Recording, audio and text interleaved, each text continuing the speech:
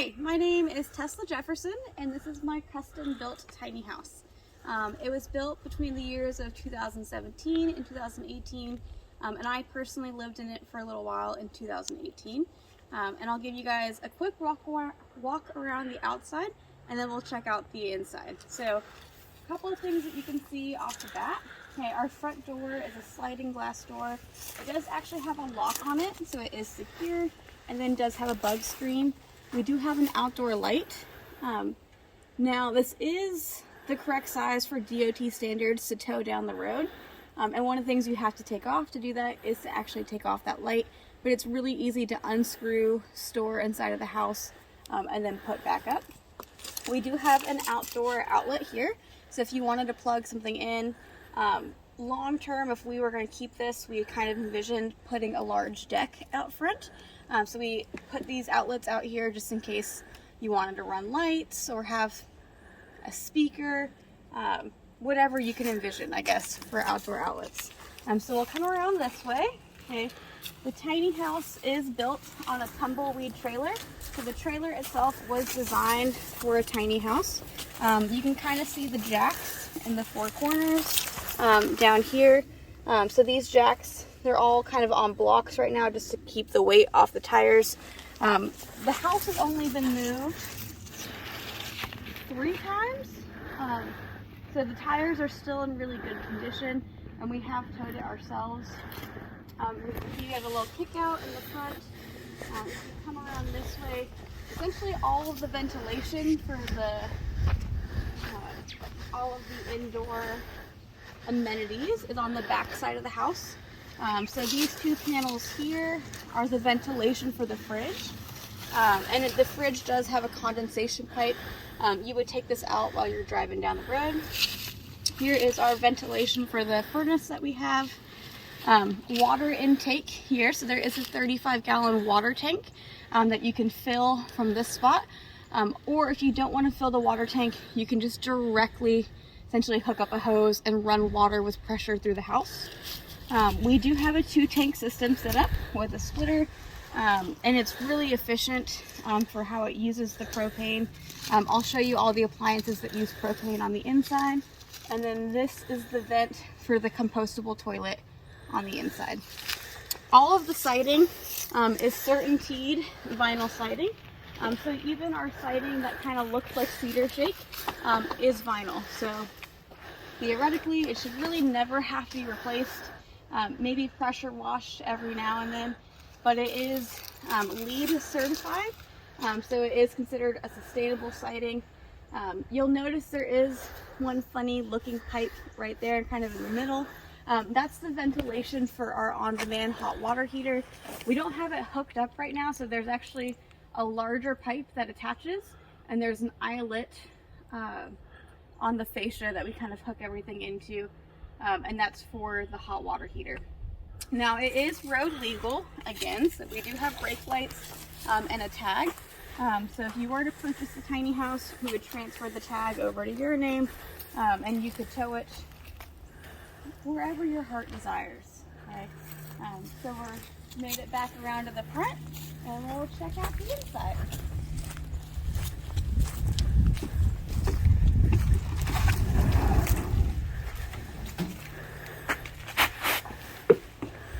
So there's not much in the tiny house right now. As you see behind me, this is kind of the main work area, kitchen area. Here we have a large bench. You can put cushions on here, pillows on here. There really is a lot of space. I'm about 5'2", and I can lay all the way down the bench and have some extra room. So you can have more than one person comfortably sitting here. If you wanted a coffee table, you still have plenty of space for that, and it wouldn't feel crowded. At the very front of the tiny house, there is a desk area. So when we built the tiny house, I was actively in grad school, and the desk was really important to me.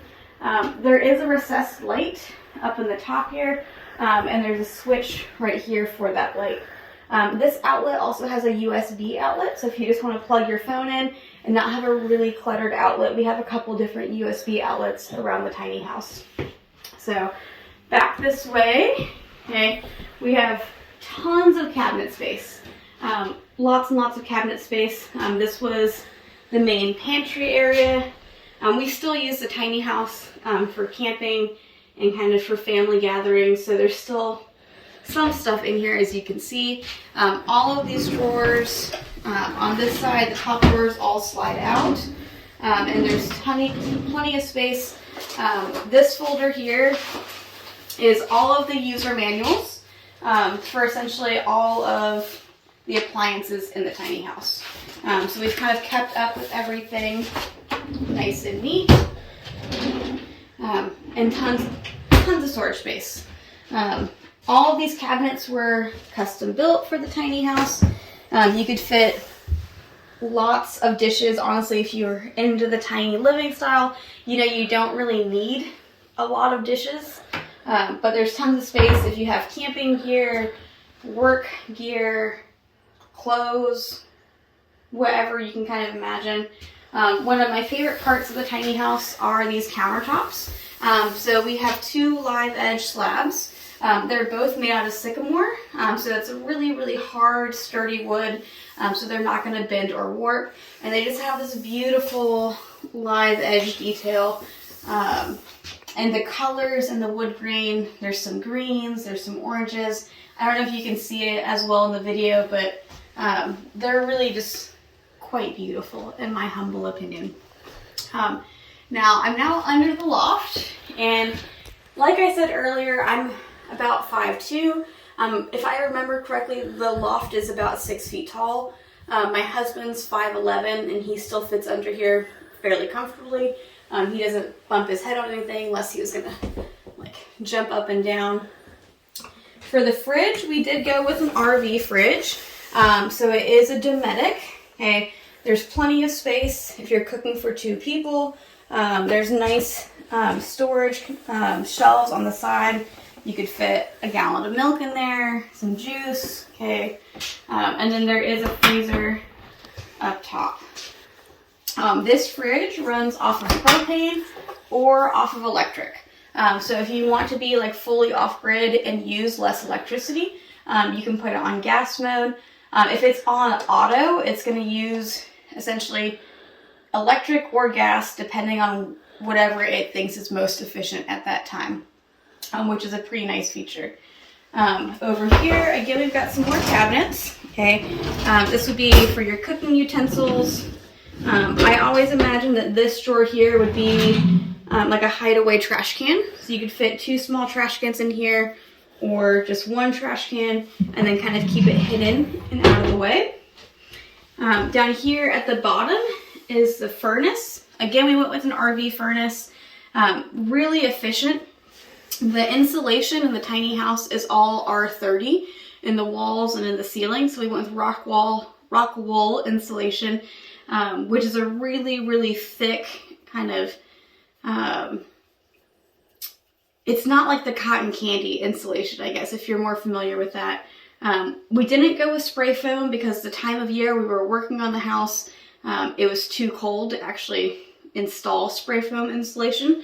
But rock wool has a really great R rating, and the temperature actually stays pretty stable in here and holds really well.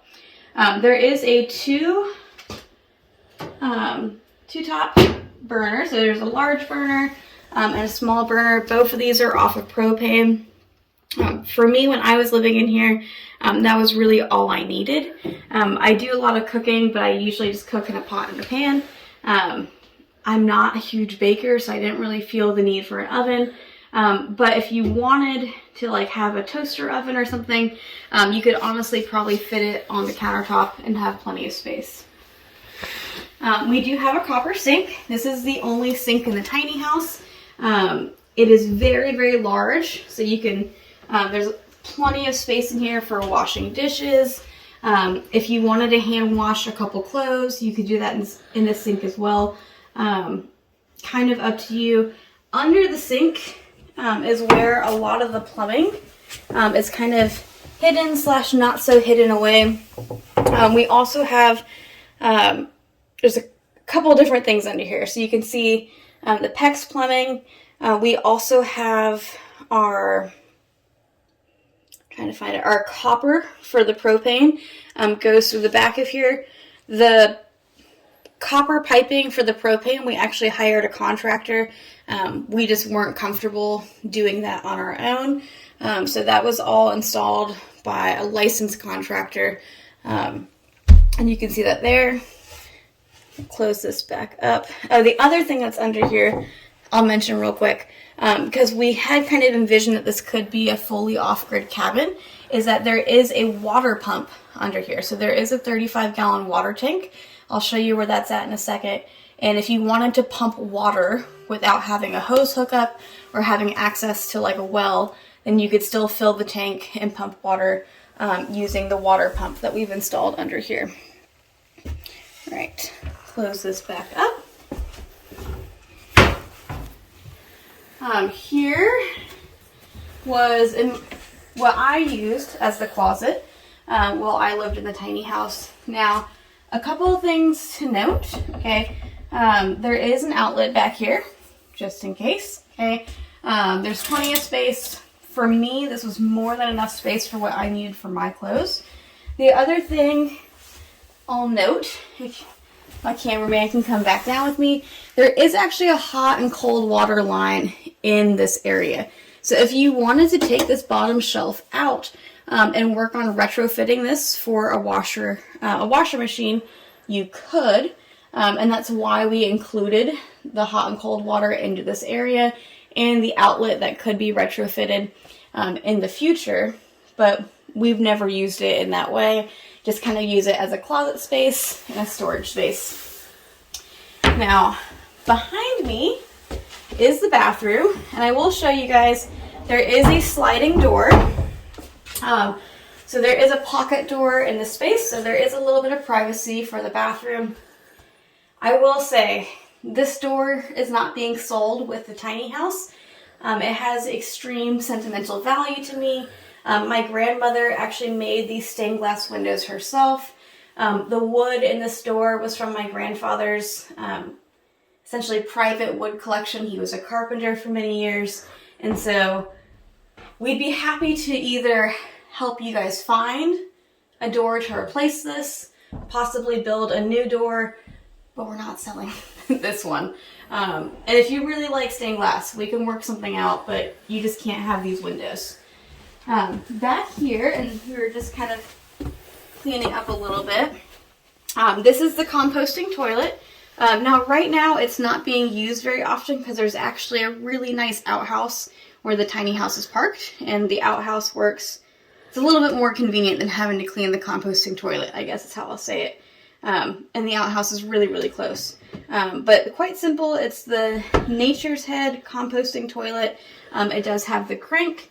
And this option, or this toilet, does have the option to have an electrical fan. So it will actually pull the air out of the tank where the solids are being held, I'll say. And then you have to empty the liquids on your own. This is the hot water heater. Over here, it's a Murray tankless hot water heater. And this thing is probably oversized for the tiny house, I guess. For just having a shower and a sink, this thing does an absolutely awesome job. It's really, really efficient, runs off of propane. You can see the copper pipes coming up here. And I've never had a cold shower in the tiny house because this thing really gets the job done. You can adjust the temperature, okay, with these knobs. And we do have the owner's manual for that over in that cabinet. Now, there is a shower over on this side. I'll kind of step into it. It does have a nice wide rainfall shower head. I fit in it really nicely. I was the person the tiny house was built for, though, so that's, you know, a little biased, I guess. But again, this is still, and the shower is actually slightly taller than 6 feet, and there's a couple of extra inches in here. This is 6 feet, and then you get 3 or 4 more inches in the shower. It's actually kind of cut out of the loft in that corner.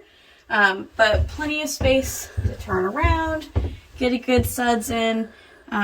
All of the walls in the bathroom are this metal material, and even the ceiling material that we used in the bathroom is meant to be water resistant. So it's all sealed nice and tight. And there is a fan, and we don't have any electricity right now, but there is a fan that you could turn on and get the moisture and get the air out of the bathroom. Right now there is a window, a large window. These are just attached with magnets. And you can slide them out of the way. Here's a magnet that fell out. But all of the windows open. I think I just locked it. All the windows open. They all have screens. There are a lot of windows in the tiny house. I haven't fully been pointing them out, but there's so many windows that you can open, essentially windows across from each other in almost any direction and get a nice cross breeze. We don't actually have an AC system. There's a nice long window above the stove, so if you're cooking and you want to get some ventilation out while you're cooking, this window opens up, and it's just nice to have a window when you're cooking, in my opinion. Yeah, so that is kind of the basics of the inside of the tiny house. Window in the front. Again, I said we don't have any AC, but there is a ceiling fan, which you can control with the switches. You don't need to reach up, okay? So that kind of push more air than it looks. It is kind of a small ceiling fan that gives you some nice ventilation along with all the windows. I did forget to mention there is another large storage container up front. This is actually where our electrical panel is built into. So we kind of designed this area to actually hold the batteries for the solar system and to actually hide the inverter and a lot of the solar components. So we have a full solar kit, batteries, inverter, everything that we purchased to actually make this tiny house fully off-grid. We never got around to installing it, so we still have everything. And I will say they're glass matte batteries, so unlike some other solar batteries, they don't have to be vented. You don't need to fill them back up with water. They're pretty self-sustaining. Right now, we've kept them on a trickle charger, so that way they don't go fully drained. And the batteries, if anyone wants to purchase a tiny house, the batteries will be ready to go, ready to be installed, and you shouldn't have any issues with them. Oh, and the thermostat. I missed this. Okay, this is for the suburban furnace that I pointed out in the kitchen area. It's really, really easy to use and function, and it does get really warm in here really fast because the tiny house holds on to heat so well. All right, and now let's head up to the loft. So I'm not going to fully video this because I'm a little round right now. But to get to the loft, you essentially step up here, okay, and then follow these steps up. All right, and here we have the loft. You can see over on my right-hand side, there is plenty of storage. I always pictured this as like a mini library when I was living in here, but there's plenty of space for clothes, sweaters. Right now we just have some blankets up here. A couple of other things to note, there are light switches right when you get to the top of the loft. So for the main light where the ceiling fan is, if you want to turn that off, you can just switch it from up here. And then the other light switch controls these recessed lights above the bed. We also have a smoke detector that is reachable from the loft, so if you need to change the battery, you don't have to climb up on a ladder, and it's fairly easy to get to. One thing I haven't mentioned, okay, it's not that hard to get up here, so it looks a little tricky when you're on the first floor, but I'm 8 months pregnant and still able to do it. My parents, who spend a lot of time in the cabin, and they're in their 50s, climb up in here to go to bed when they stay out here, so it's not as difficult. It is awkward to video me doing this at 8 months pregnant, so we'll leave that part out. But here is the mattress. It is a full-size bed, which is nice, so you can stretch out. Over on this side, we do have an outlet with a USB feature and another switch.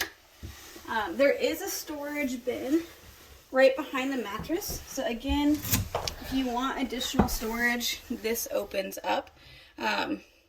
Whatever extra pillows, sheets, whatever you want to store in there, it's up to you.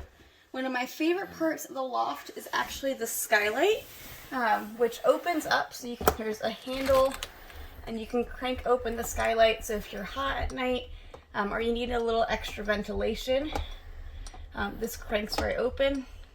There is a screen so you won't get any bugs in bed, but I actually sometimes like to have the screen off, just depending on the season, time of year, but this is probably my favorite feature in the loft, personally speaking. If you have any questions, I guess you can contact my agent or my broker through tinyhouselistings.com. Hope to hear from you.